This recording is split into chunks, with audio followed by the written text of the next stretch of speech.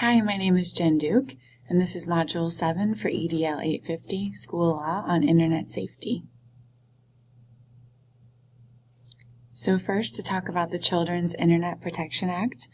This is a policy that must be in place in order for schools and libraries to receive E-rate program discounts. An E-rate program is a program that makes certain communication services and products more affordable for eligible schools and libraries. So schools and libraries must certify that they have an internet safety policy that includes technology protection measures. And in order for those school or library to receive the E-rate funding, they must certify compliance.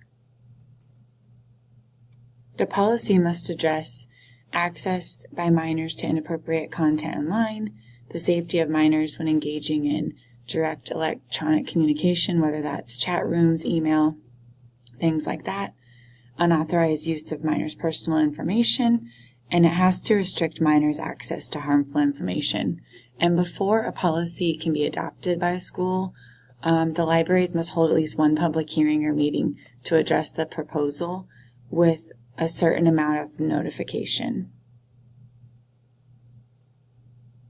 Two additional requirements are part of the Children's Internet Protection Act, and that is that the internet safety policies have to include monitoring the online activities of minors, and that there needs to be digital citizenship, so educating minors about appropriate online behavior.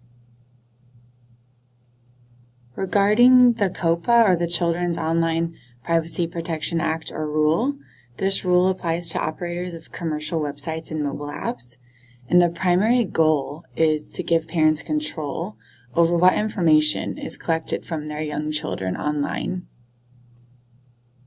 The requirements are that the operators of these websites or mobile apps that service children under the age of 13 have to get parent permission before collecting personal information, and they have to be able to keep that information secure if collected. And if the Children's Online Privacy Protection Act is not followed, civil penalties will be applied based on the egregiousness of the violation.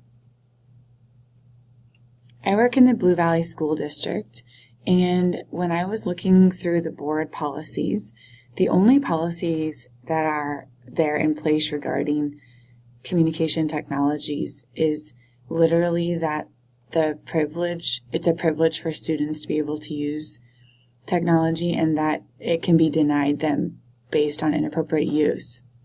There's more information listed under the guidelines, which explains the students' rights and responsibilities and outlines what appropriate versus inappropriate use might be, but there's nothing specifically related to these internet policies. Because of that, I think it would be important to talk with community stakeholders and discuss the need for board policy to represent internet safety. I would also want to ensure that my building is in compliance. I also think it's important to provide information or frequently ask questions to the staff so that they know, they can be informed, and then just ensure that digital citizenship is part of our curriculum and instruction. Thank you.